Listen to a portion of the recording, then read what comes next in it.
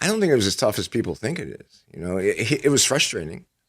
And the frustration is, and I've said this many times, I said this when I was coaching him, that he could get 10 assists a game. He could get 15 rebounds a Yes, game. you're right. I think he could be a damn good defender. And he's a great scorer. So The first thing we notice is that each of these players have all shown to be better scorers than Carmelo Anthony when at their best. Not only that, they have also shown to be more effective as well. Carmelo Anthony is a selfish basketball player. He, throughout his career, has always cared more about his numbers and the spotlight than he does about.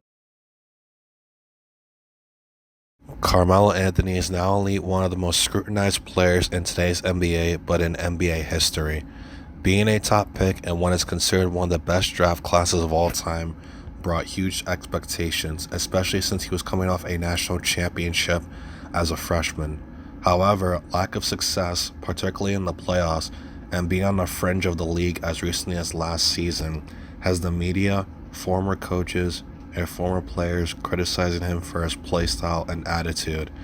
Now fans, particularly younger ones, who may not have watched Melo play, are following suit.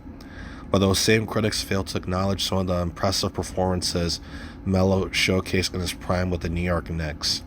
Yes, Melo only made the playoffs 3 times in 7 years, but it doesn't discredit the fact that he put up some outstanding numbers with the franchise and will go down as one of the best players in team history. This is Carmelo Anthony's 7 greatest games as a Knick.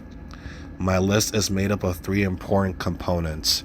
I've taken 1 game from each of his 7 seasons with the team. The games will be in chronological order, and the game had to have resulted in a win. Number 1, March 28th, 2011 versus the Orlando Magic. It was a month into the Melo era. The Knicks had gotten off to a solid start, winning 6 of their first 9 games, but eventually they started struggling, losing 6 straight coming to this matchup with a 35-38 record and looking up at the Philadelphia 76ers for the 6th seed. One of those losses came 5 days prior to the team they were facing, the Orlando Magic. The Magic, led by prime Dwight Howard, had a 47-27 record and would finish with the season with 52 wins and the 4th seed. They had won 5 straight coming to the matchup as well, including 3 straight by double digits. Melo came to the contest averaging 22.7 points on 43% shooting during the losing streak, including 1 game in which he had 6 points on 2 of 12 shooting. This game seemed to be going down the same road as he shot 2 for 8 with 6 points in the first half. But Melo would explode for 33 points in the second half, including 30 in the third and fourth quarters combined. He even scored 19 in the third quarter on 5 of 9 shooting and 7 of 9 from the free throw line. Melo finished with 39 points on 12 of 26 shooting and 13 of 17 from the free throw line and 10 rebounds in a 113-106 overtime victory, as the Knicks would go on a 7-game win streak to leapfrog the Sixers as the number 6 seed. Number 2, May 6, 2012, Game 4 of the first round of the playoffs. The Knicks were getting smacked around by the eventual champions, the Big 3 Miami Heat. This was an up-and-down season for the Knicks due to the lockout-shortened year, Linsanity, Melo's beef with Mike D'Antoni, which ultimately led to him being fired, and Melo being criticized for rumors that he didn't like Jeremy Lin's sudden rise to fame. Luckily for Melo, Lin was out with an injury, but the Knicks sure could have used him considering how outmatched they were. I'm kidding because they would have lost anyway, but still. Anyway, Melo had 2 terrible shooting games in the series up to this point. In Game 1, he had 11 points on 3 of 15 shooting, and in Game 3, which is the previous game, he did have 22 points, but on 7 of 23 shooting. However, Melo was determined not to let the Knicks get swept. He set the tone early with 18 points in the first half on 6 of 14 shooting. He would then go on to score 11 points in the third quarter and 12 points in the fourth quarter, including the go-ahead 3-pointer with a minute left, to give the Knicks the win, 89-87. Melo finished with 41 points on 15 of 29 shooting and 10 of 14 from the free throw line. He was one of 2 players to score in double figures for the Knicks, as the next closest was Amari Stoudemire with 20 points, And then the next was J.R. Smith with 7 points on 1 of 8 shooting. This was also a big win for the Knicks, even though they were going to lose the series in 5 games, because it was not only was it the Knicks' first playoff win in the Melo era after they got swept by the Celtics in last year's playoffs, but it was their first playoff win since April 29th, 2001 against the Raptors. And even though the Knicks had no chance of winning the series anyway, it still changed the narrative a little bit on how good they could be with Melo and set the tone for his breakout 2012-2013 season. Number 3, December 11, 2012 versus the Brooklyn Nets.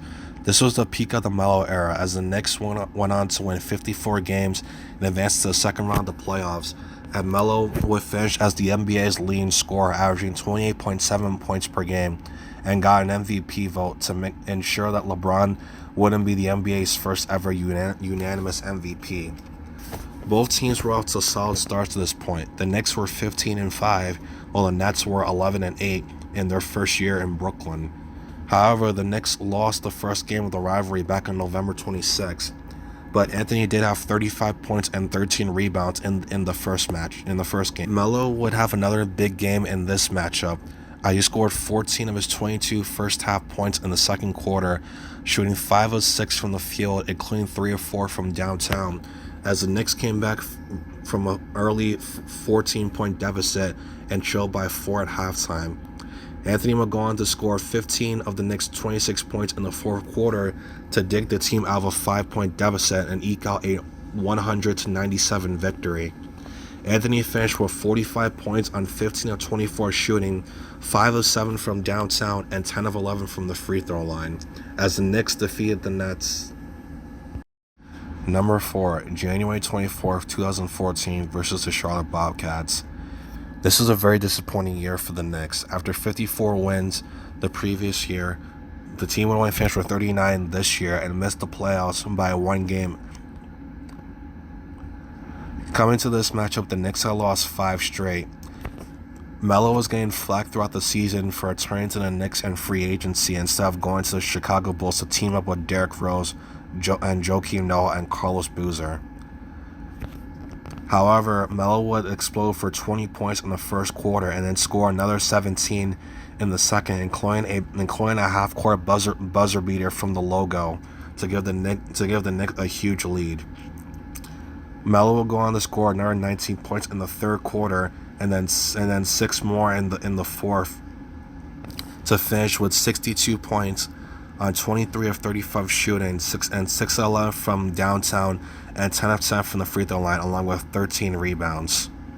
62 points was the most points scored in a game in franchise history, as Melo broke Bernard King's record of 60 points when he scored on Christmas Day back in 1984.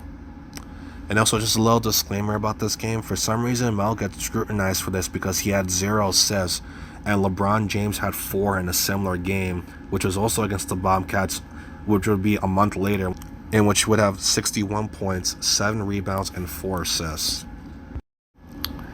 Number 5, November 14, 2014 versus the Utah Jazz. Yes, I know the Knicks lost this game, and yes, I know I'm breaking my own rule, but I'm making an exception for 2 reasons.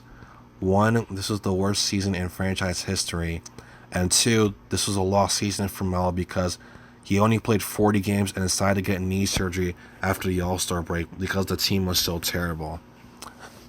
Melo would score 30 points in the second half, including 17 in the fourth quarter on 5 of 6 shooting, including 6 of 6 in the free throw line, and finished with 46 points and 7 rebounds as the Knicks' comeback attempt fell short and he lost on Trey Burke's buzzer beater. And also, just another disclaimer about this game, I was at this game, but unfortunately I couldn't find any video on my phone and I don't have my ticket with me.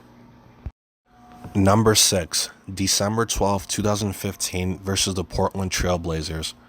This was a controversial year for the Knicks because they drafted Kristaps Porzingis with the 4th overall pick.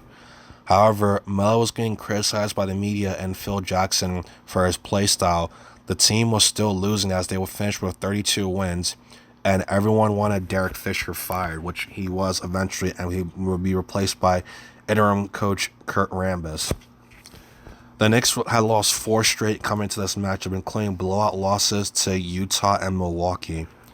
Melo has struggled mightily during the losing streak, shooting a combined 23 for 67 from the field for 34%. Melo scored 12 of his 20 first-half points in the second quarter on 4 of 6 shooting, as the Knicks trailed by 1 point at halftime after falling behind by 8 points at the end of the first quarter. And Melo hit some clutch free throws down the stretch as he went 6 of 6 from the line in the fourth quarter, as the Knicks would rally from a 10-point fourth quarter deficit to win 112-110. Melo finished with 37 points on 13 of 21 shooting, including 9 of 9 from the free throw line and 6 rebounds, as the Knicks would go on a 4-game win streak. And last but not least, number 7. This was a very, very disappointing year for the Knicks, as they hired Jeff Hornacek as head coach, traded for Derrick Rose, and signed Joakim Noah to a max contract of 4 years, $72 million, but the team was still bad, only winning 31 games. Kristaps Porzingis was showing a rapid development as he increased his scoring from 14.3 points per game his rookie year to 18.1 points per game in his second year. Anthony scored 17 points in the first quarter as the Knicks raced out to a 6-point lead, and Anthony scored 11 more points in the third quarter as the Knicks held an 11-point lead going to a fourth quarter. However, despite being held to 5 points in the fourth quarter and the team blowing a double-digit lead, Melo will hit the game-winning shot from the baseline to lift the Knicks to a 110-109 victory. Melo finished with 37 points on 15 of 25 shooting and 6 rebounds. So what do I want people to take away from this video? Despite being on some bad teams and not having as much success as he should have, Melo will still go down as one of the top players in franchise history and one of the top scorers in NBA history, and this is how his legacy should be remembered, not being constantly compared to LeBron James because they have 2 completely different play styles. Let me know what you think was Melo's 7 greatest games ever. Thank you for watching this video. Consider subscribing, and I'll see you in the next one.